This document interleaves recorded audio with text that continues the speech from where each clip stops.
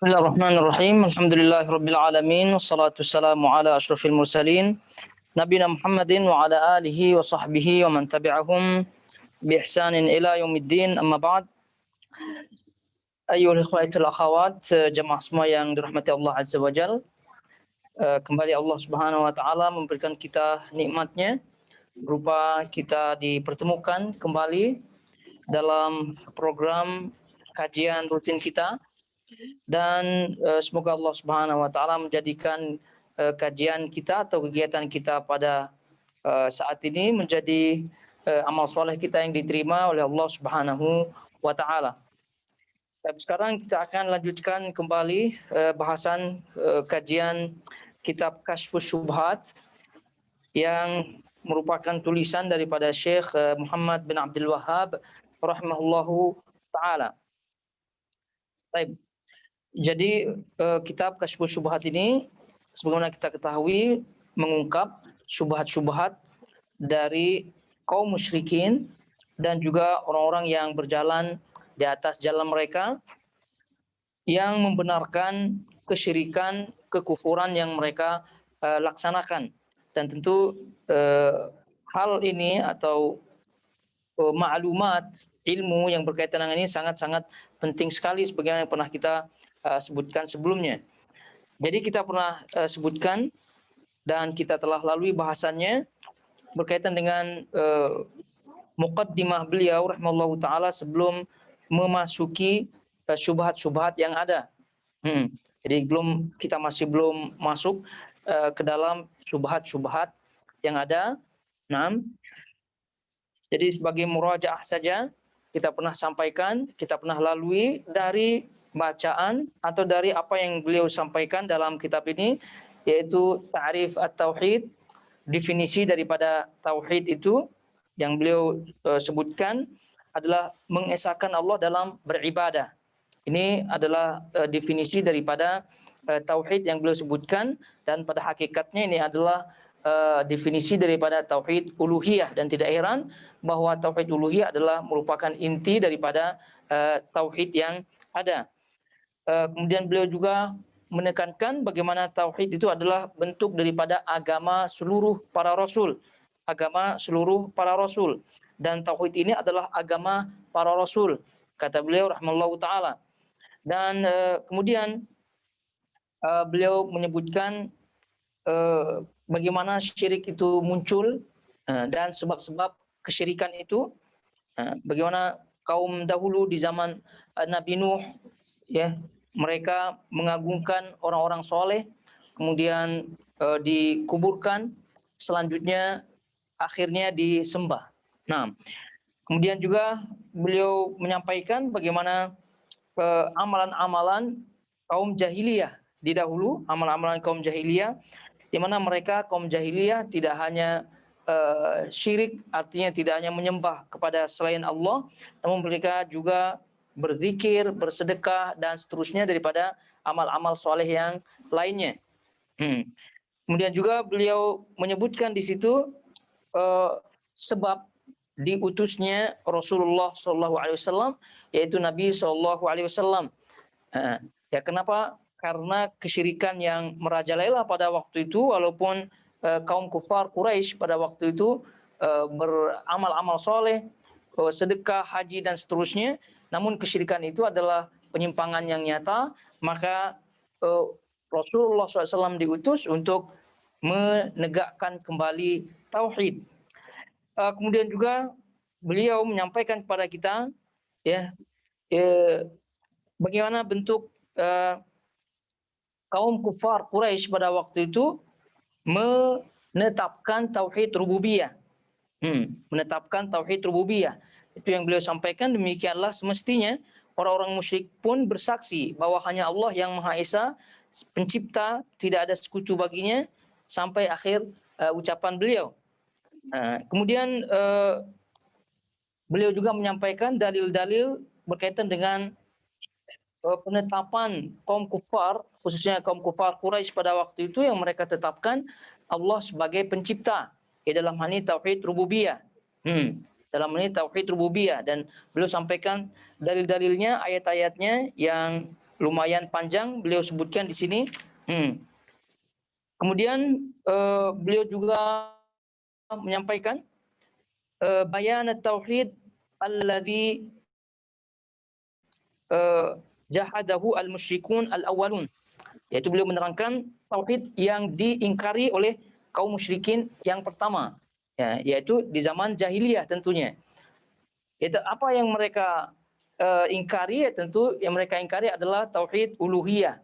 Tauhid uluhiyah berkaitan dengan tauhid rububiyah, dan tadi disampaikan dalil-dalilnya, mereka menetapkan dan mereka menyepakati bahwa Allah lah yang sebagai khalik, sebagai pencipta.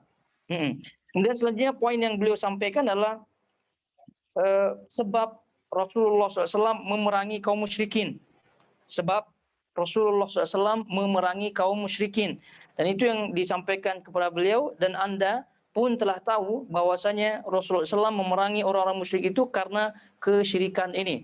Jadi karena kesyirikan inilah, karena kekufuran inilah, atau bentuk kesyirikan inilah Rasulullah SAW memerangi mereka. Nah, kalau tidak, ya mereka tidak diperangi. Terjadinya perang Badar, kubro yang besar, yang kemudian perang Uhud dan seterusnya perang-perang yang besar, itu tidak lain tidak bukan karena sebabnya ini. Dan kita ingatkan bahwasanya peperangan dilaksanakan di dalam Islam itu semata-mata bukan untuk mengajak mereka masuk Islam, tapi semata-mata untuk menegakkan kalimah Allah, menegakkan tauhid Allah Subhanahu wa taala. Kemudian poin berikutnya yang beliau sampaikan adalah penegasan di atas dua kaidah, yaitu kaidah dasar yang mana yang menyebabkan orang-orang jahiliyah zaman dahulu, kaum kufar Quraisy terutama, tidak masuk Islam. Jadi mereka dengan tauhid rububiyah yang mereka yakini tidak masuk Islam. Kemudian mereka menganggap bahwasanya orang-orang soleh, kemudian bahwasanya berhala-berhala mereka adalah usata, yaitu orang-orang tengah, sebagai perantara kepada Allah Subhanahu wa taala. Ini adalah yang mencegah mereka masuk Islam. Dan itu yang disampaikan oleh beliau pada poin, dan sudah jelas bagi Anda bahwa Rasulullah SAW memerangi orang musyrik itu agar seluruh doa hanya ditujukan kepada Allah saja, seluruh nazar hanya untuk Allah, seluruh penyembelihan hanya untuk Allah, dan seterusnya dari kata poin-poin yang beliau sebutkan, yang maknanya adalah selama mereka tidak mengikhlaskan niat ibadahnya hanya kepada Allah, maka selama itu mereka tidak masuk Islam. Kemudian selanjutnya poin berikutnya adalah bayan makna tauhid wa syahadati alla ilaha illallah, yaitu keterangan makna tauhid dan syahadat la ilaha illallah. Pada ucapan beliau, tauhid yang dimaksud di atas adalah makna ucapan Anda la ilaha illallah. Mungkin kalau kita sebut halamannya, halaman 8, PDF-nya mungkin sama. Jadi dicek di situ poin-poinnya, karena kitab Kasyfus Syubhat ini tidak seperti kitab tauhid, ya. Jadi kitab tauhid itu mudah untuk dicek poin per poin. Begitu, poin per poin. Tapi kalau Kasyfus Syubhat itu bercampur. Jadi kalau tidak dipilih, tidak dikeluarkan inti-intinya, itu susah untuk diringkas. Maka tadi kita sebutkan ringkasan poin per poinnya. Baik, ini dia. Poinnya di sini bayan makna tauhid wa syahadati alla ilaha illallah, keterangan tentang makna tauhid dan syahadat la ilaha illallah pada poin halaman 8 di paragraf yang terakhir. Tauhid yang dimaksud di atas adalah makna ucapan Anda la ilaha illallah, karena sesungguhnya sesembahan atau Tuhan bagi orang musyrik adalah sasaran yang mereka tuju. Kemudian sampai ucapan beliau, dan ini yang pernah kita sebutkan pada pertemuan yang lalu, seluruh penjelasan yang disebutkan dari poin-poin yang tadi, ya, maka itulah makna la ilaha illallah. Kalau boleh kita sebutkan intisarinya, utamanya adalah apa yang terkandung daripada rukun la ilaha illallah. Apa yang terkandung daripada rukun la ilaha illallah. Jadi an-nafyu wa al-isbat. La ilaha illallah, la an-nafyu illallah al-itsbat. Jadi seluruh perbincangan kita yang panjang lebar sebelumnya dan juga sekarang ringkasan murojaah yang tadi kita sebutkan itu adalah ringkasan daripada tauhid. Ada an-nafyu, menafikan seluruh sesembahan, menafikan seluruh niat-niat yang tadi, kemudian ditetapkan hanya untuk Allah Subhanahu wa taala lah yang berhak. Kemudian pada poin berikutnya halaman 9 ya, halaman 9. Untuk hal-hal seperti itu, nah ini paragraf yang halaman 9, untuk hal-hal seperti itu sampai ucapan beliau akan tetapi mereka menghendaki sesembahan seperti apa yang dikehendaki orang musyrikin pada zaman kita dengan lafaz sayyid. Nah, ini pernah kita bahas pada pertemuan lalu. Ini poinnya adalah mafhum al-ilah indal musyrikin, pemahaman ketuhanan di pandangan orang-orang musyrik. Nah, jadi pemahaman ilah, sesembahan bagi orang-orang musyrik.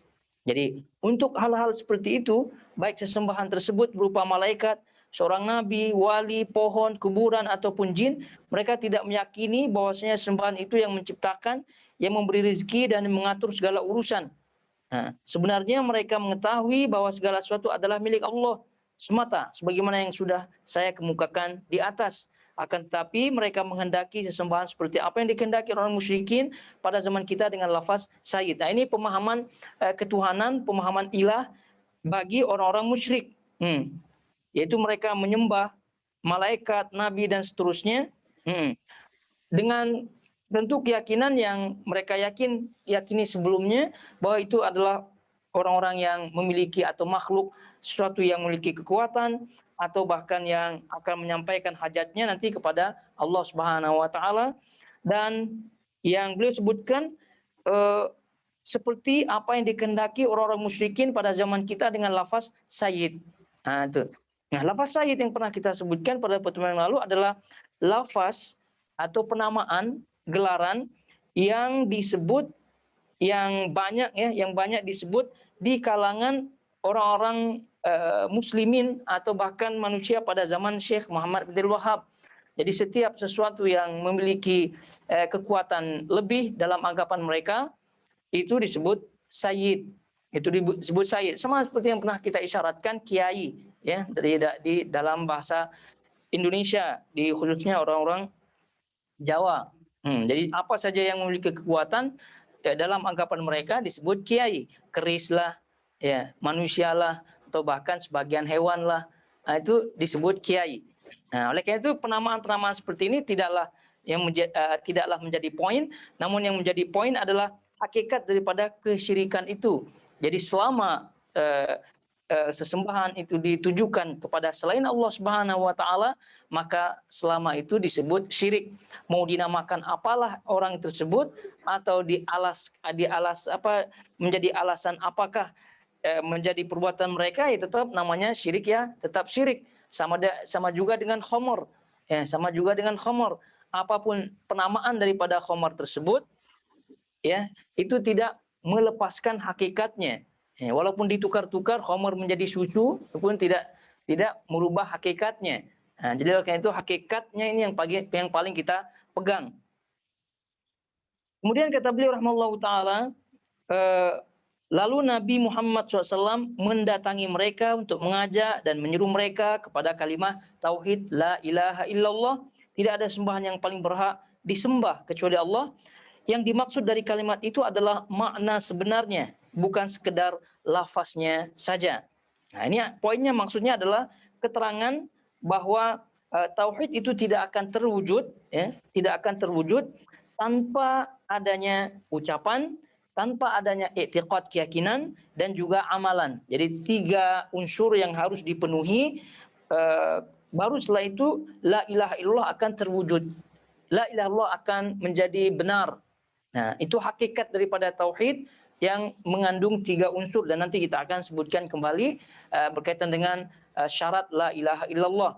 Namun pada umumnya seperti yang beliau sebutkan di sini, yang dimaksud dari kalimat itu adalah makna sebenarnya, bukan sekedar lafaznya saja. Bukan sekedar lafaznya saja. Kalau hanya la ilaha illallah saja, kemudian berharap apa yang dalam hadis, ya tentu tidak. Kan dalam hadis tersebut, man qala la ilaha illallah man kana akhiru kalamihi la ilaha illallah dakhalal jannah. Barang siapa yang akhir kalamnya, akhir ucapannya, akhir lafaznya dalam hayat ini la ilaha illallah, maka dia akan masuk surga. Ya, tidak semudah itu. Nah, tidak semudah itu. Nah, bahkan ada sebagian yang menyatakan bahwasanya kalau hanya sekedar lafaz saja pun itu belum tentu memasukkan seorang itu dalam Islam. Ya, buktinya kaum munafik. Nah, mereka fasih mengucapkan la ilaha illallah, namun ucapan tersebut tidak mengeluarkan orang itu dari kemunafikan dan tidak memasukkan mereka ke dalam keimanan. Justru malah menjadi kekufuran. Dan ini menjadi poin yang sangat penting sekali. Dan bahkan beliau rahimahullahu taala Syekh Muhammad bin Abdul Wahab dalam sebagian risalahnya beliau menyebutkan mengetahui makna la ilaha illallah ini lebih diutamakan daripada atau menuntut ilmu pengetahuan tentang la ilaha illallah ini lebih dituntut ya daripada mengetahui atau menuntut ilmu berkaitan dengan sholat, zakat dan seterusnya. Sholat, zakat dan seterusnya. Ya, kenapa? Karena ini adalah fondasi. Karena ini adalah asas fondasi. Jadi kalau fondasinya rapuh atau roboh, ya tentu bangunan-bangunan di atasnya akan roboh tentunya. Oleh karena itu kembali kita ingatkan kajian-kajian berkaitan dengan akidah, kajian-kajian berkaitan dengan tauhid itu sangat-sangat penting. Untuk apa? Untuk menguatkan fondasi asas daripada amalan-amalan kita. Jadi kalau udah kuat maka insya Allah akan kuat. Jadi tidak hanya lafaz saja, tidak hanya lafaz saja.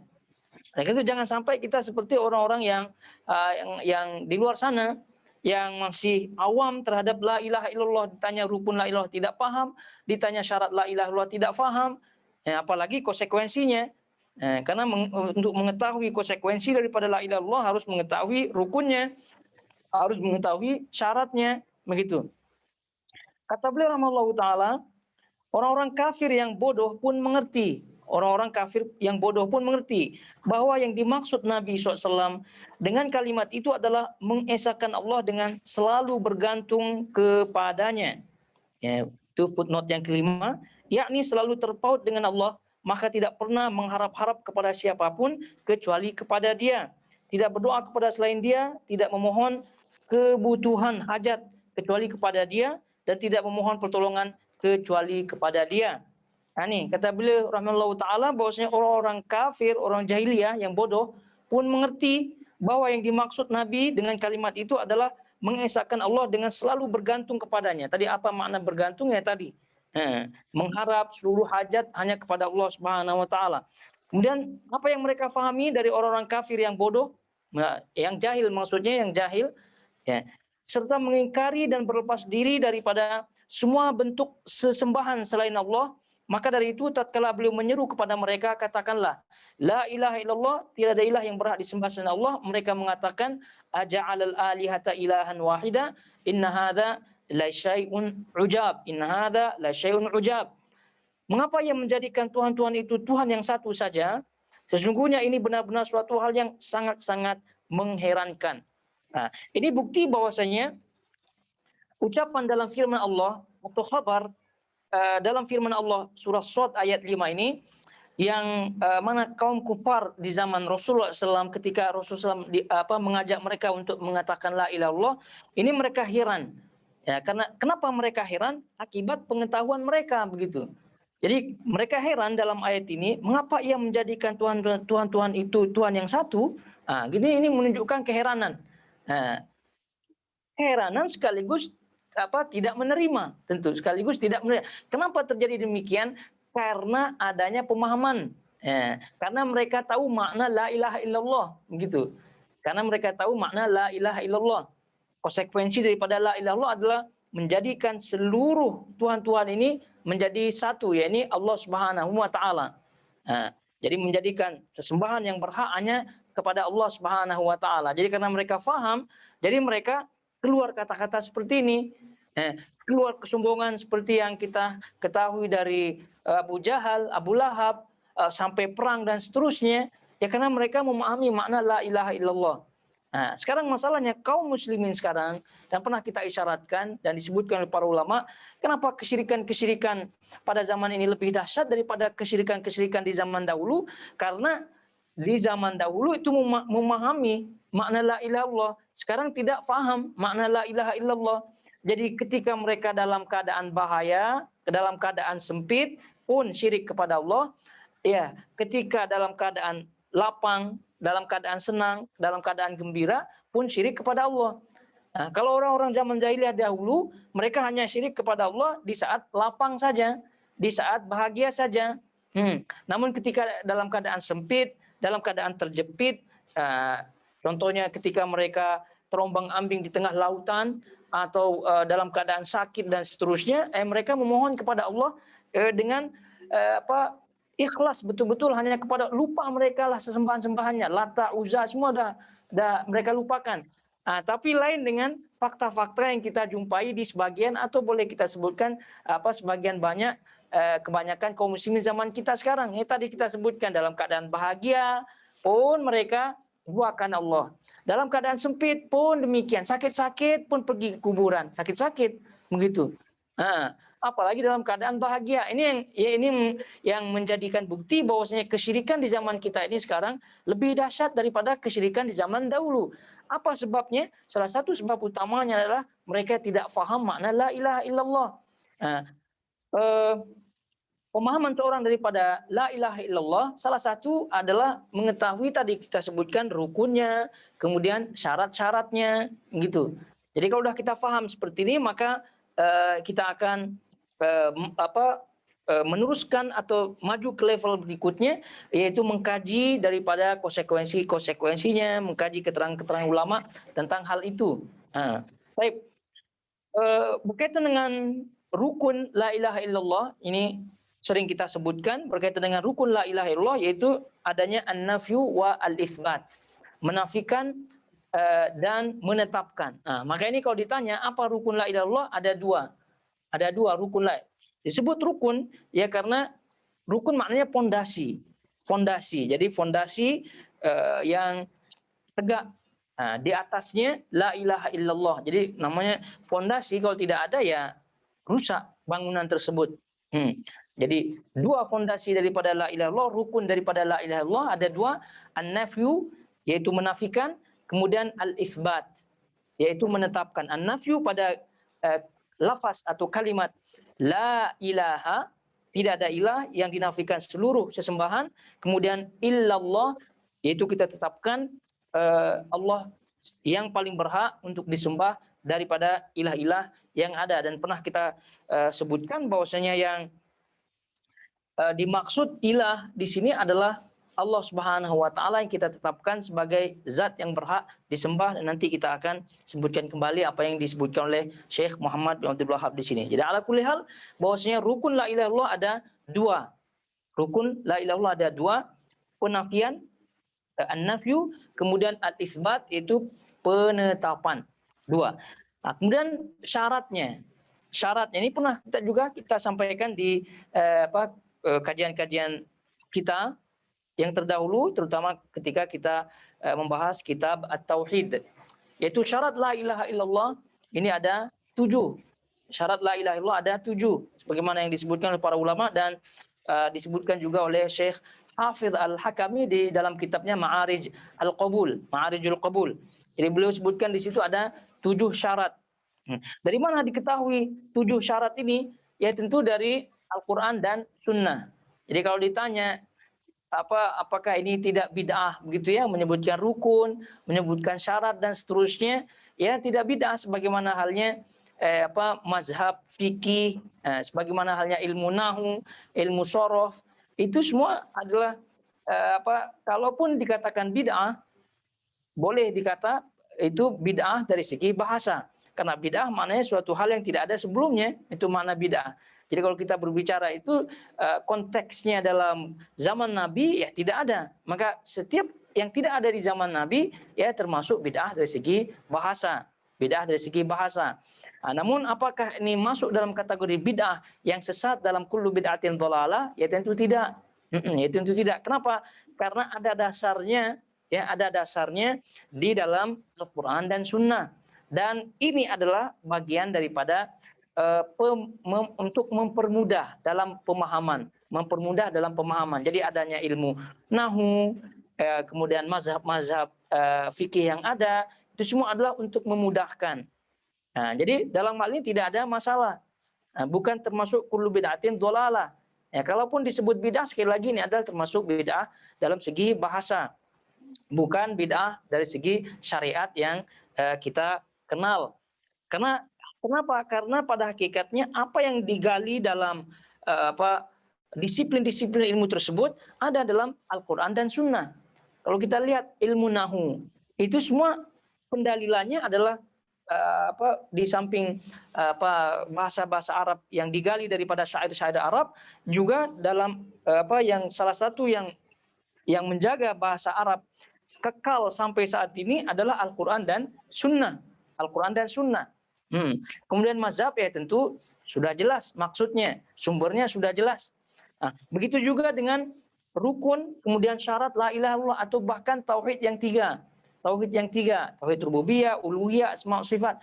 Itu semua adalah cabang-cabang ilmu yang digali daripada Al-Quran dan Sunnah, kemudian tujuannya adalah untuk memudahkan pemahaman. Nah, itu jadi oleh karena itu tidak termasuk kullu bid'atin dhalalah yang sering disebutkan. Jadi kembali bahwasanya rukun yang tadi disebutkan, kenapa rukun? Ya cuma istilah saja. Kalau tidak ya tetap ada la nafi illallah, isbat tetap ada. Cuma diistilahkan oleh para ulama rukun, ya, rukun itu karena apa? Karena diibaratkan sebagai fondasi, sama dengan rukun Islam. Mana ada disebut rukun Islam itu 5? Tidak ada. Nabi SAW menyebutnya bunyal Islam ala khamsin. Islam itu dibangun di atas 5. Mana ada lafaz rukun di situ? Tapi kita sering menyebutkan rukun Islam. Rukun Islam. Jadi ini adalah istilah. Jadi selama istilah itu memang ada faktanya, ya tidak ada masalah. Tidak ada masalah. Maka la ilaha illallah dibangun, boleh kita sebut dibangun atau difondasikan di atas 2 rukun yang tadi kita sebutkan. Nah, adapun syarat-syaratnya itu setelah diteliti oleh para ulama, itu disimpulkan secara umum ada 7. Ada 7. Jadi apabila seorang itu mengamalkan syarat-syarat yang 7 ini, maka dia telah mentahqiq, mewujudkan daripada tauhid tersebut, daripada kalimah la ilaha illallah. Nah, oleh karena itu ketika orang itu memahami rukun kemudian syarat la ilaha illallah, maka insyaallah boleh dikata orang ini sedikit faham. Ya, kalau tidak faham semuanya ya sedikit faham berkaitan dengan la ilaha illallah, ya tidak menjadi orang awam gitu. Baik, rukun 7 tadi kita sebutkan adalah ilmu, maksudnya mengilmui, lawan daripada jahil. Kemudian yakin, lawan daripada keraguan. Kemudian al-qabul, menerima, lawan daripada menolak, mengingkari. Al-inqiyad, yaitu tunduk patuh, lawan daripada mengingkari. Al-ikhlas, lawan daripada tidak ikhlas. As-sidq, jujur, benar, lawan daripada kadhib, bohong. Kemudian al-mahabbah, yaitu cinta, lawan daripada benci. Ini dia yang 7 ini yang disebutkan oleh para ulama. Kalau kita kembali kepada satu-satu, ya tadi kita secara umum kita sebutkan ya. Jadi tenang saja, kita akan ulang. Jadi yang pertama adalah al-ilmu, syarat yang pertama adalah ilmu. Kenapa disebut syarat? Ya sama dengan sholat, begitu ya, sama dengan sholat. Kita ketahui ada syarat-syaratnya. Salah satu di antara syaratnya adalah toharoh, bersuci, suci syaratnya. Kemudian masuk waktu syaratnya. Nah, jadi itu kalau syarat-syarat itu tidak ada, sholatnya tidak sah. Sholatnya tidak sah. Nah, gitu. Jadi syarat itu dijadikan adalah untuk tolak ukur daripada kesahan sesuatu. Nah, ada kita dengar dalam pernikahan ada syarat nikah, syarat jual beli. Itu banyak syarat-syarat yang kita ketahui dalam muamalah. Begitu juga dengan la ilaha illallah. Jadi kalau tidak ada syaratnya, ya, di samping kita tidak paham, maka la ilaha illallah kita ini bahaya. Boleh jadi tidak sah. Naudzubillah min dzalik.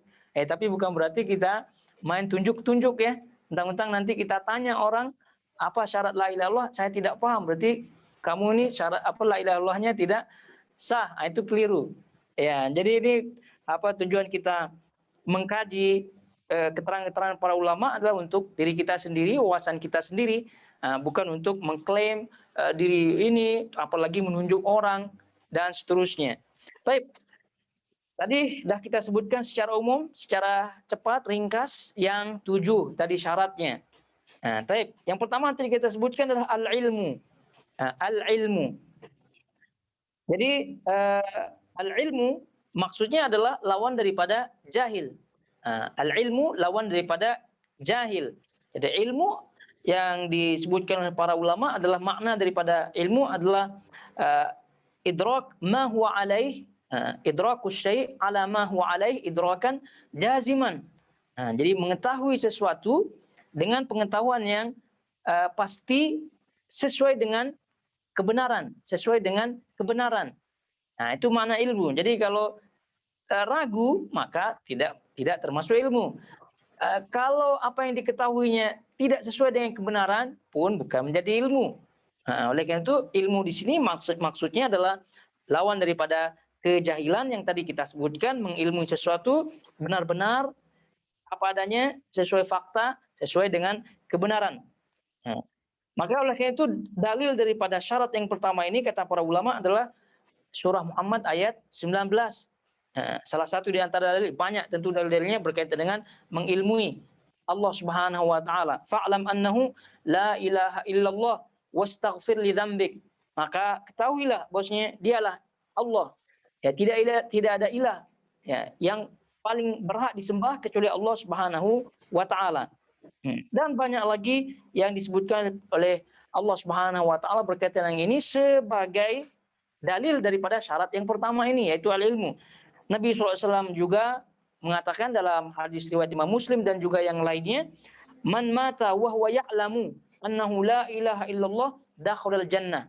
Barang siapa yang meninggal dalam keadaan berilmu, berilmu, dalam keadaan mengilmui, mengetahui bahwasanya dialah ilah yang berhak disembah, dialah Allah, tidak ada ilah yang paling berhak disembah melainkan dia, maka dakhalal jannah, maka orang ini akan masuk surga. Ini hadis riwayat Imam Muslim.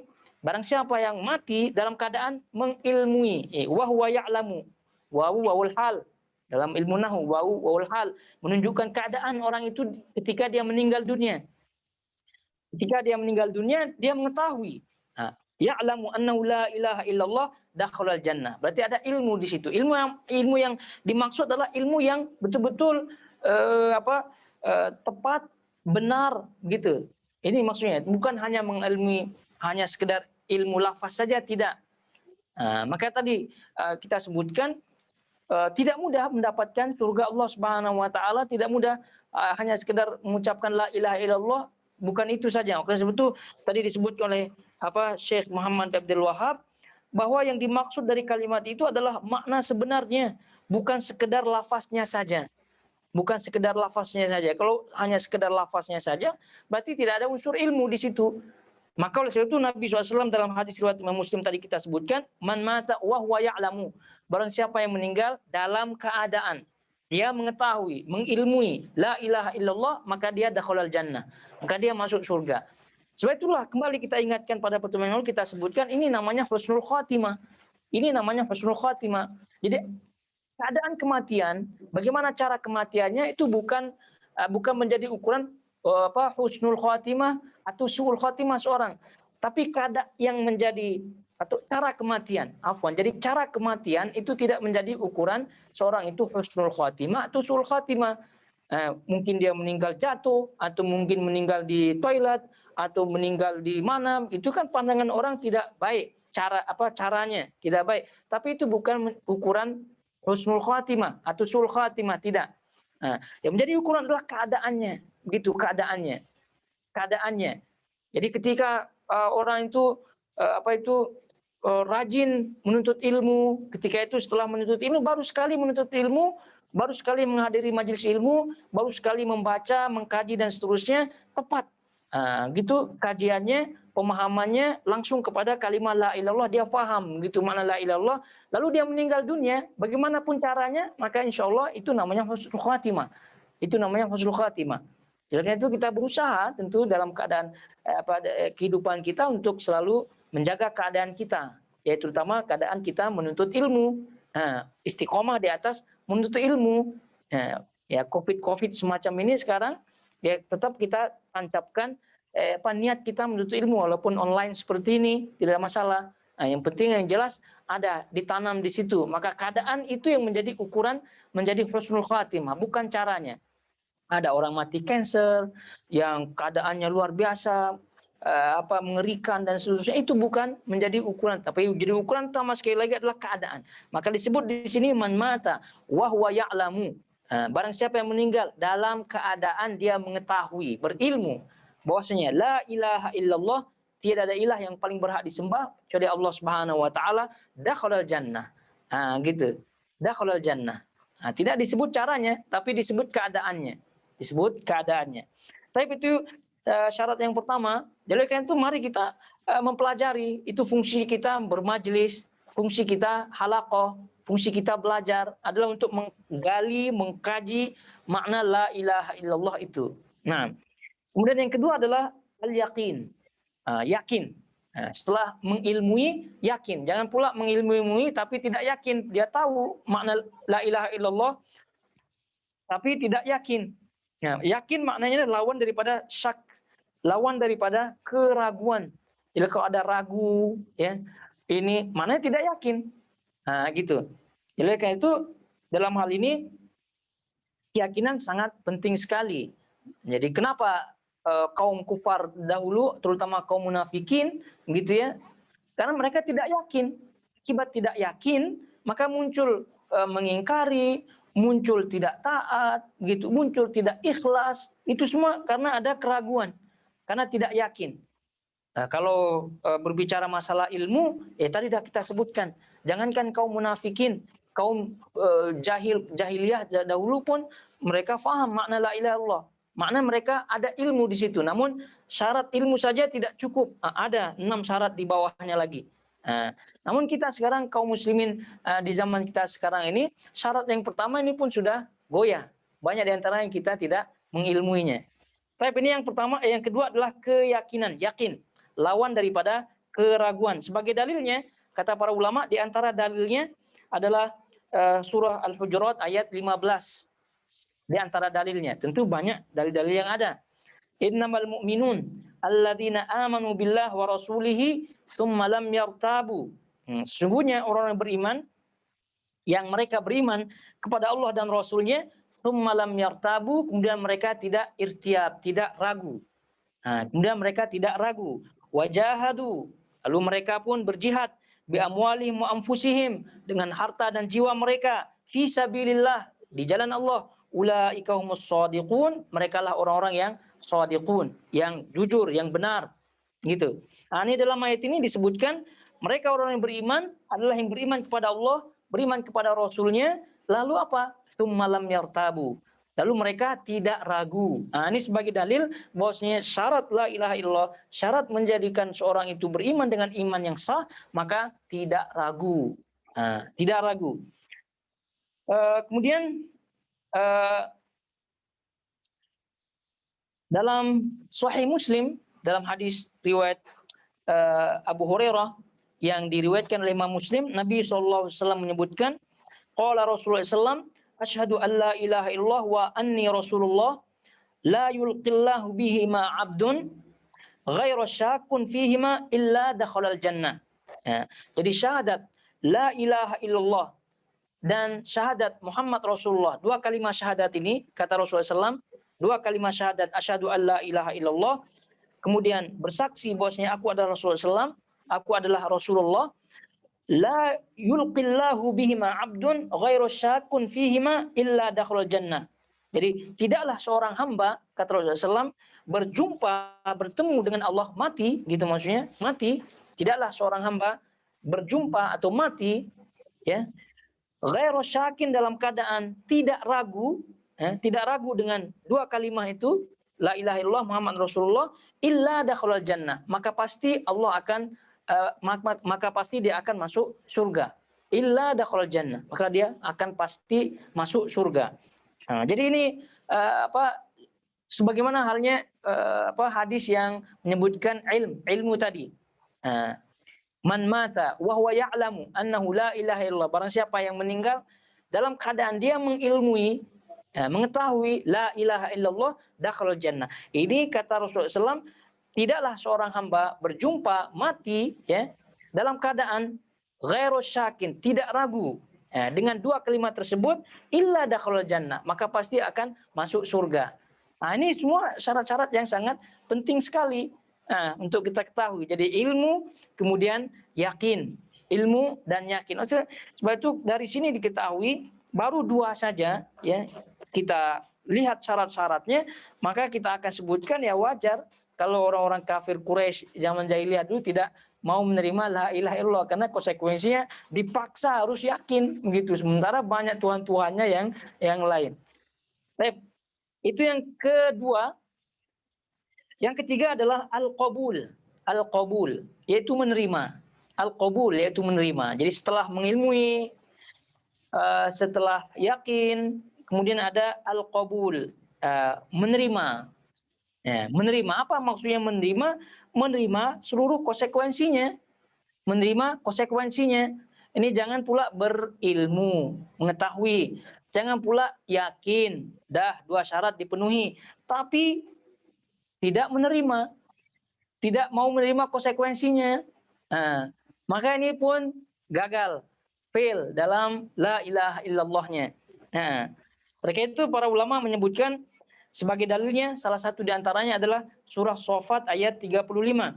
Innahum kanu idza qila lahum la ilaha illallah yastakbirun. Nah, mereka orang-orang kafir tersebut jika dikatakan kepada mereka, diajak mereka untuk mengucapkan la ilaha illallah, yastakbirun, mereka enggan, mereka sombong, yakni tidak menerima, tidak menerima. Nah, ini syaratnya yang ketiga adalah menerima. Jadi orang-orang kufar di zaman dahulu mereka tidak mau menerima, bukan berarti mereka tidak faham, ya, bukan berarti mereka tidak yakin. Ya, contohnya Abu Thalib. Contohnya Abu Thalib, yaitu paman Nabi SAW. Kita yakin bosnya dia paham makna la ilaha illallah. Kita juga tidak ragu akan keyakinan beliau bahwa Nabi SAW ini datang membawa kebenaran, namun tetap tidak mau masuk Islam. Ya, ini pertanda bahwasanya Abu Thalib paman beliau SAW itu tidak memenuhi syarat yang ketiga ini, yaitu tidak mau menerima. Padahal dia dah yakin, padahal dia telah berilmu, tapi tidak mau menerima. Jadi la ilaha illallah harus kita terima seluruh konsekuensinya. Jadi kalau dah kita menerima, maknanya siap dengan seluruh konsekuensi yang ada. Tapi ini yang ketiga. Kemudian yang keempat, kata para ulama, sebagai syaratnya adalah al-inqiyad. Al-inqiyad, tunduk, tunduk, patuh, taat. Itu makna inqiyad. Tunduk, patuh, taat. Berserah diri. Itu juga makna al-inqiyad. Jadi setelah kita berilmu, setelah kita yakin, kemudian setelah kita terima, ya, tidak menolak, maka syarat berikutnya adalah tunduk, patuh, taat, berserah diri. Itu namanya al-inqiyad. Al-inqiyad namanya. Ini sebagai dalilnya banyak ya. Di antara yang disebutkan oleh para ulama adalah surah Luqman ayat 22. Kemudian juga surah An-Nisa ayat 65. Surah Luqman menyebutkan waman yuslim wajhahu ilallah wa huwa muhsinun faqad istamsaka bil urwatil wuthqa. Barang siapa yang berserah diri kepada Allah dan dia berbuat baik, maka dia telah memegang tali yang kuat, urwatil wuthqa. Kemudian dalam surah Nisa ayat 65, fala warabbika la yu'minun hatta yuhaqqimuka fima syajara bainahum thumma la yajidu fi anfusihim harajan mimma qadaita wa yusallimuna taslima. Fala wa rabbik, demi Allah, demi Tuhanmu, demi Allah, mereka tidak beriman sampai sehingga mereka menjadikanmu sebagai hakim, penentu hukum fima syajara bainahum, terhadap masalah-masalah di antara mereka. summa la yajidu fi anfusihim, kemudian mereka tidak ada dalam diri mereka harajan, suatu masalah, artinya menerima. Bima qadaita wa yusallimu taslima, terhadap keputusanmu, menerima terhadap keputusanmu, wa yusallimu taslima, dan mereka berserah diri terhadap keputusanmu. Ini menunjukkan bahwasanya menerima atau taat, tunduk, patuh, berserah diri, inilah bagian daripada syarat la ilaha illallah. Jadi kalau sudah kita berbicara syarat la ilaha illallah, menerima, kemudian taat, tunduk, patuh, maka konsekuensinya adalah kita menerima syariat-syariat Allah Subhanahu wa taala. Itu maksudnya. Tidak hanya sekedar kita terima la ilaha illallah, kita tunduk patuh padanya dari segi lafaz saja. Maka tadi diingatkan oleh Syekh Muhammad, bukan hanya sekedar lafaz saja, tapi harus dibuktikan. Jadi kalau sudah disebut tunduk patuh, maka dibuktikan begitu. Dibuktikan. Maka oleh sebab itulah apabila ada syariat-syariat Allah, kemudian sunnah-sunnah Rasulullah SAW yang kita tidak sukai, maka maknanya ciri-ciri syarat la ilaha illallah kita bermasalah. Ya begitu. Jangan salah faham. Jadi kita berbicara la ilaha illallah, apa kaitannya dengan sunnah Nabi? Begitu.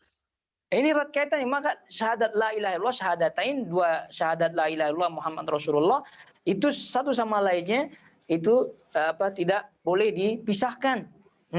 Jadi seseorang itu dikatakan tunduk patuh itu ketika mereka tunduk patuh di atas syariatnya. Kalau masih mengedepankan, kalau masih mengutamakan akalnya, berarti belum al-inqiyad.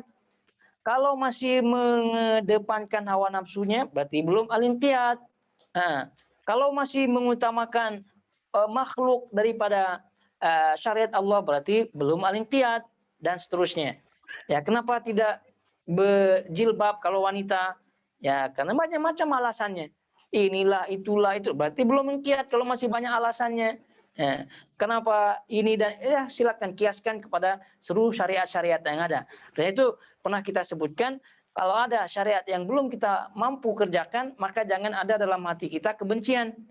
Jangan ada dalam hati kita kebencian, karena ada, kita ketahui bersama bahwasanya syariat-syariat yang ada ini ada yang sesuai dengan keinginan kita, gitu ya. Ada yang sesuai dengan style kita. Jadi kalau sesuai, alhamdulillah, dengan ikhlas, dengan mudah kita tunduk patuh, inqiyad. Tapi ada dan banyak di antara syariat-syariat yang tidak sesuai dengan kebiasaan kita, begitu. Tidak sesuai dengan kebiasaan kita. Maka inilah ujian kita untuk al-inqiyad. Maka inqiyad, berdasarkan inqiyad inilah itu yang disebut dengan Islam. Islam, berserah diri. Jadi apa makna Islam? Islam itulah al-istislamu lillah. Sebagai makna tauhid, karena tauhid itu adalah Islam, maka syarat utamanya adalah istislam. Islam maknanya berserah diri. Berserah diri, istislamu lillah. Berserah diri kepada Allah Subhanahu wa taala, itulah makna inqiyad. Itulah makna inqiyad. Jadi pada dasarnya orang-orang yang tidak suka dengan syariat, ya, karena tidak sesuai dengan sifat kebiasaannya, maka ini perlu mengecek diri masing-masing. Perlu mengecek diri masing-masing. Jangan sampai kita berhadapan dengan Allah, lalu ada di antara syarat-syarat yang kita tidak sukai. Syariat-syariat yang tidak sukai. Oleh karena itu, kalau kita faham makna la ilaha illallah, jadi insya Allah semua itu akan ringan bagi kita untuk mengerjakannya. Karena kita yakin bahwasanya seluruh syariat Allah adalah untuk kebaikan makhluk, kebaikan hambanya. Jadi untuk apa kita tidak inqiyad? Untuk apa kita ragu? Untuk apa kita menolak? Begitu. Dan justru kita pernah sebutkan bahwasanya, dan nanti kita akan baca apa yang disebut oleh Syekh Muhammad Abdul Wahab, ada kebahagiaan, ada ketenangan di dalam tauhid itu.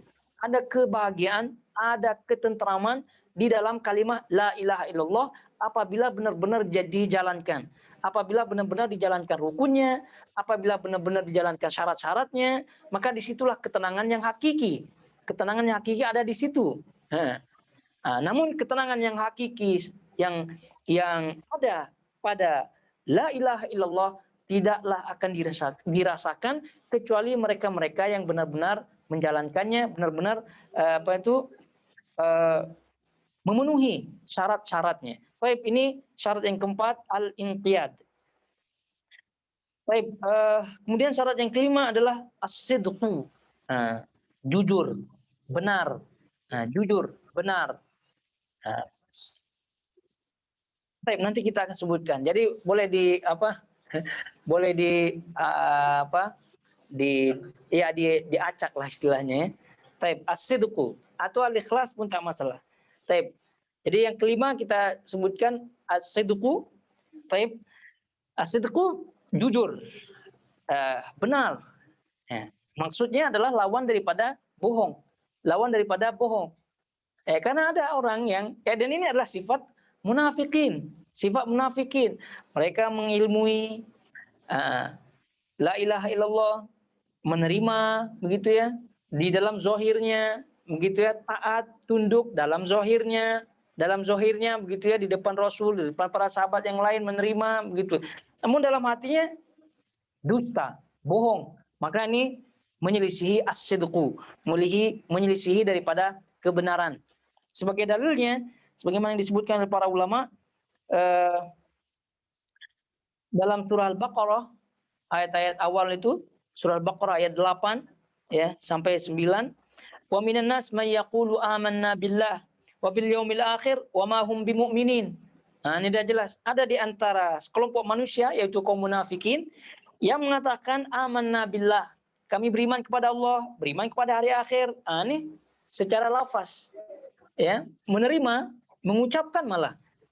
Wa ma hum bimumin, tapi mereka tidak beriman.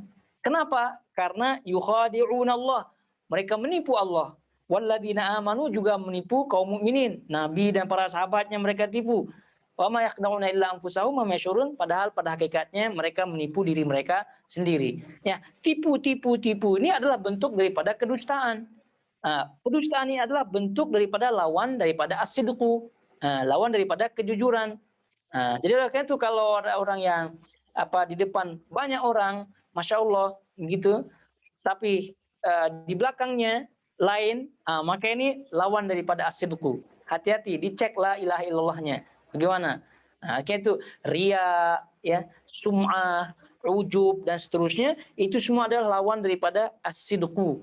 Lawan daripada as-sidqu. Jadi baru 5, tinggal 2 saja. Ini tidak mudah mendapatkan surga Allah itu, ya, tidak mudah. Jadi tidak semudah yang dibayangkan. Man kana akhir kalami la ilaha illallah dakhalal jannah. Nanti tenang, mudah saja begitu ya. Ucap la ilaha illallah dah confirm masuk surga. Tidak seperti itu. Nabi SAW berkaitan dengan hal ini dalam hadis riwayat Imam Bukhari dan juga Muslim dari sahabat Mu'adz bin Jabal radhiyallahu anhu, Nabi SAW menyebutkan, "Ma min ahadin." Tidaklah ada seorang yang yashhadu alla ilallah, yang bersyahadat la ilaha illallah wa anna Muhammadar Rasulullah, bersyahadat asyhadu an la ilaha illallah, asyhadu Muhammadar Rasulullah, sidqan min qalbihi, jujur dalam hatinya, jujur dari dalam hatinya. Illa harramahullahu 'alan nar. Maka orang ini pasti akan diharamkan masuk neraka. Pasti akan diharamkan masuk neraka. Ini kata Nabi SAW. Jadi barang siapa yang bersyahadat la ilaha illallah Muhammad Rasulullah sidqan min qalbi, sidqan, jujur dari dalam hatinya, jujur dari dalam hatinya, apa yang akan didapatkan janji Allah? Illa harramahullahu 'alan nar. Maka orang ini pasti akan diharamkan masuk neraka. Maksudnya akan masuk surga. Tadi dah kita jumpai hadisnya. Barang siapa yang mengetahui, mati dalam keadaan mengetahui. Barang siapa yang mati dalam keadaan yakin. Ini barang siapa yang mati dalam keadaan sidq, jujur. Jujur dalam arti zahir batin dia jalankan itu semua.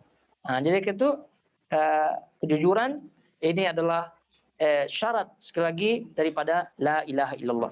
Syarat selanjutnya yang kita sebut sebagai 6 adalah al-ikhlas. Al-ikhlas. Ya.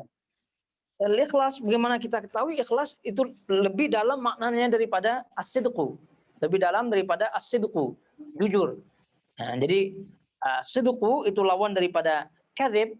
Kalau al-ikhlas itu tentu kemurnian, yang benar-benar, itu makna ikhlas. Jadi kalau orang itu sudah jujur, kemudian ikhlas, maka insya Allah boleh dikata itulah tauhid yang murni. Tauhid yang murni dah. Nah, tidak perlu lagi mendengar pujian-pujian orang, tidak berpengaruh baginya pujian orang, juga tidak berpengaruh cacian orang. Nah, jadi dia hanya betul-betul target dan goalnya gitu, ridho Allah, rahmat Allah, dan seterusnya daripada janji-janji Allah Subhanahu wa taala. Berkaitan dengan ikhlas, itulah tauhid, yaitu kemurnian niat tertuju kepada Allah Subhanahu wa taala. Dalilnya banyak sekali. Banyak, innamal a'malu binniyat wa innamal likulli imri'in ma nawa faman kanat hijratuhu ilallah. Ini adalah dalil yang masyhur sekali. Juga dalil yang masyhur surah Al-Baqarah ayat 5, wa ma umiru illa liya'budullah mukhlishina lahuddin hunafa lillah. Wa ma umiru illa liya'budullah mukhlishina lahuddin hunafa wa yuqimuna shalah, sampai akhir ayatnya. Jadi tidaklah mereka diperintahkan kecuali untuk menyembah kepada Allah, beribadah kepada Allah, mukhlisin, dengan cara ikhlas. Ikhlas. Kemudian Nabi juga SAW dalam hadis riwayat Imam Bukhari dan juga Muslim, Nabi bersabda, fa innallaha harrama 'alan nar man qala la ilaha illallah yabtaghi bidzalika wajha Allah azza wajal. Sesungguhnya kata Nabi SAW mengharamkan seseorang masuk neraka, mengharamkan seseorang masuk neraka, yaitu yang mengatakan la ilaha illallah yabtaghi bidzalika, dengan tujuan niat mengharap wajah Allah, ini akan diharamkan oleh Allah Subhanahu wa taala. Sesungguhnya kata Nabi SAW, kita ulangi, Allah akan mengharamkan neraka bagi orang yang mengatakan la ilaha illallah dengan tujuan hanya mengharap wajah Allah. Hanya mengharap wajah Allah. Ikhlas maksudnya, ikhlas. Jadi sebab ketika menyebutkan la ilaha illallah, ikhlas di situ dengan konsekuensi syarat-syarat sebelumnya. Baik, yang terakhir adalah al-mahabbah, cinta, suka, gembira, begitu, menjadi pelipur rara, begitu, gembira. Ini la ilaha illallah. Jadi oleh karena itu yang berkaitan dengan syariat Allah, ya, berkaitan dengan syariat Allah itu pada hakikatnya adalah pelipur lara, ya, gitu. Jadi semangat. Oleh karena itu Nabi SAW sebagai penyemangat beliau adalah sholat. Arihna, kata Sallallahu Alaihi Wasallam kepada Nabi SAW kepada Bilal. Jadi ketika beliau mendapatkan kepenatan, stres dan seterusnya, namanya juga manusia, maka salah satu menjadi refreshing beliau adalah ibadah, sholat. Begitu juga dengan la ilaha illallah, karena cinta kita ini menjadi spirit, ya, semangat, gitu. Oleh karena itu cinta ini adalah menjadi syarat. Jadi salah satu di antara dalilnya adalah surah Al-Baqarah ayat 165. Al-Baqarah ayat 165, walladzina amanu asyaddu hubban lillah. Jadi, dan orang yang beriman mereka lebih dahsyat, lebih besar kecintaannya kepada Allah Subhanahu wa taala dibanding dengan orang-orang musyrik, dibanding dengan orang-orang kafir terhadap tuhan-tuhan, sesembahan-sembahan mereka. Begitu. Jadi lebih cinta. Dan juga yang disebutkan dalam surah Al-Maidah ayat 54, ya ayyuhalladzina amanu man yartadda minkum an dinihi fasawfa ya'tillahu biqaumin yuhibbunahum wa yuhibbuhum wa yuhibbunahu adzillatin 'alal mu'minin a'izzatin 'alal kafirin. Jadi wahai orang yang beriman, barang siapa yang murtad di antara kalian, keluar daripada Islam di antara kalian, maka Allah akan ganti kalian dengan suatu kaum yang mereka cinta kepada Allah dan Allah cinta kepada mereka. Ini disebut cinta. Ini sebagai dalil bahwa cinta ini merupakan syarat daripada la ilaha illallah. Juga dalam hadis sahih riwayat Imam Bukhari dan juga Imam Muslim, masyhur hadisnya, la yu'minu ahadukum hatta akuna ahabba ilaihi min waladihi wa walidihi wan nas ajma'in.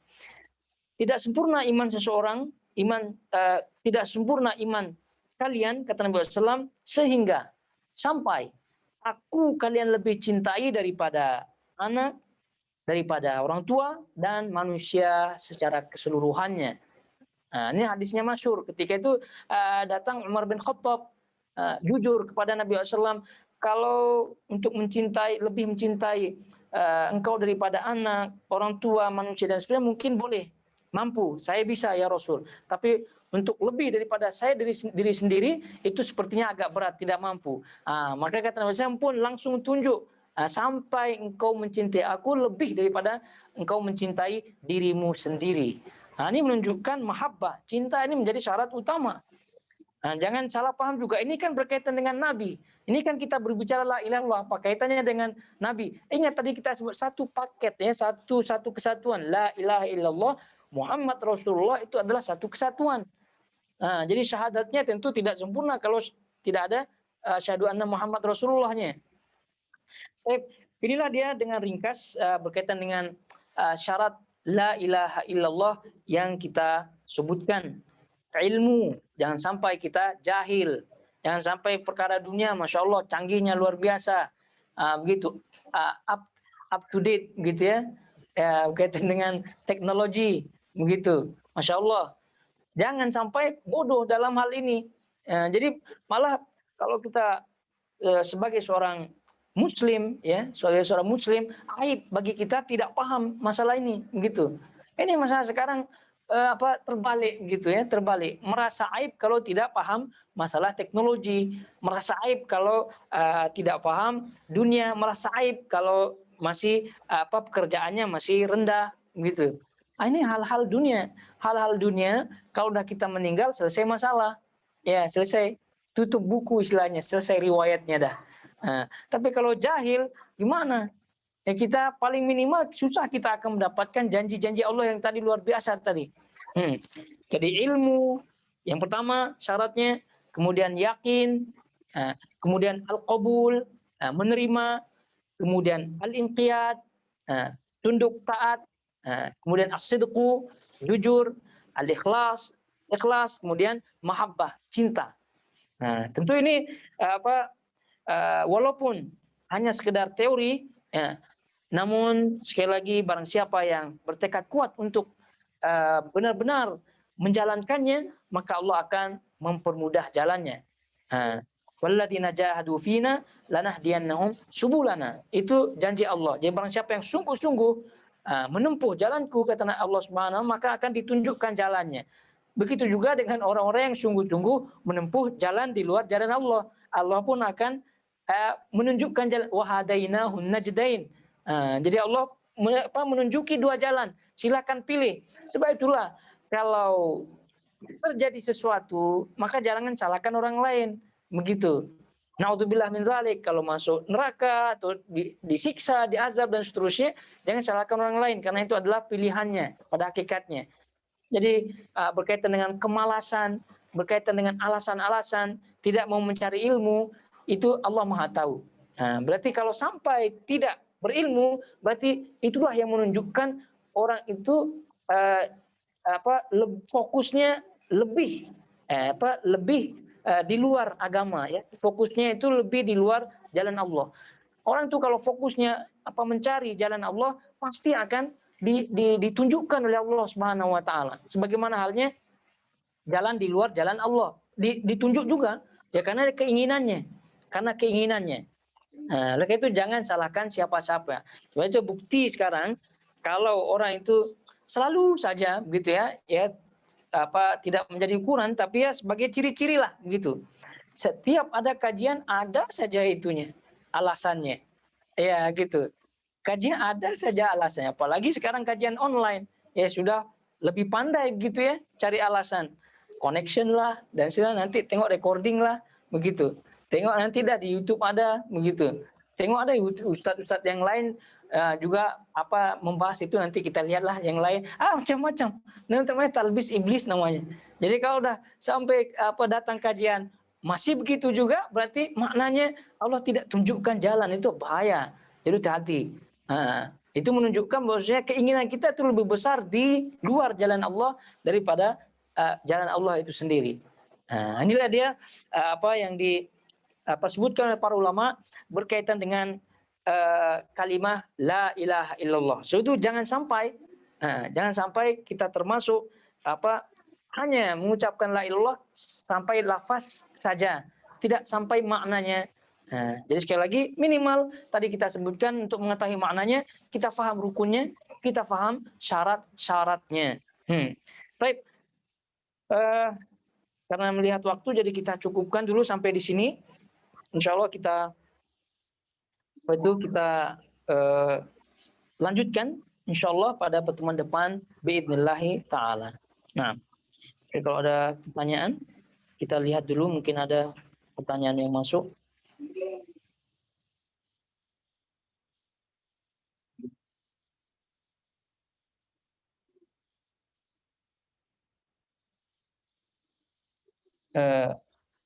Baik. Bismillah. Sudah tadi.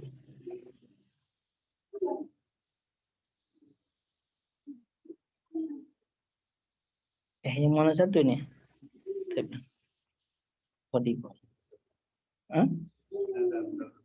Satu. Safar yang enggak, oke, yang dari Safar ya. Bisa sekedar ucapkan la ilallah tapi tidak paham maksudnya. Bagaimana? Ya, sekedar mengucapkan la ilaha illallah tapi tak paham. Ini kita sebut wallahu alam. Kita kembalikan kepada Allah Subhanahu wa taala. Ini kebanyakan keadaan kaum muslimin sekarang ini, pertanyaan daripada Safar ya. Ini Masya Allah, ini selalu mengikuti kajian. Barakallahu fi kepada beliau ini, semoga tetap semangat ya. Jadi kalau tidak paham ya, sekarang ini kalau udah memang adanya, kita tetap menghukumi dia sebagai muslim ya. Tetap kita menghukuminya sebagai muslim. Namun kenapa dia tidak paham, itu kembali kepada diri dan keadaannya, dan Allah Maha tahu. Jadi kalau ketidakpahamannya itu gara-gara malas untuk belajar, maka ini berbahaya. Berbahaya, nanti dia akan bertanggung jawab di hadapan Allah Subhanahu wa taala. Dan kembali kita ingatkan bahwa setelah kita mengetahui hal ini, bukan berarti kita menunjuk ya, kita mengklaim diri kita sudah bagus tauhidnya, ataupun kita tunjuk orang kamu nih belum sempurna tauhidnya. Itu bukan maksud kajian kita di sini, tapi untuk kita lebih pada diri kita sendiri. Jadi kalau ada kawan-kawan kita atau bahkan mungkin kita atau keluarga kita tidak paham la ilaha illallah, makna la ilaha illallah, masih kita sebut dia sebagai muslim, termasuk muslim, gitu dan seterusnya. Lalu kita serahkan urusannya kepada Allah Subhanahu wa taala. Tentu kita ajak mereka untuk mengkaji tauhid ini, karena dengan mengetahui makna la ilaha illallah, rukun syarat-syaratnya tadi, maka itulah pada hakikatnya sebagai dynamo, sebagai penggerak seorang itu untuk beribadah ikhlas kepada Allah Subhanahu wa taala. Nah, sudah tidak ada lagi ya. Baik. Kita tutup. Subhanakallahumma wa bihamdik, asyhadu an la ilaha illa anta, astaghfiruka wa atubu ilaik. Wassalamualaikum warahmatullahi wabarakatuh.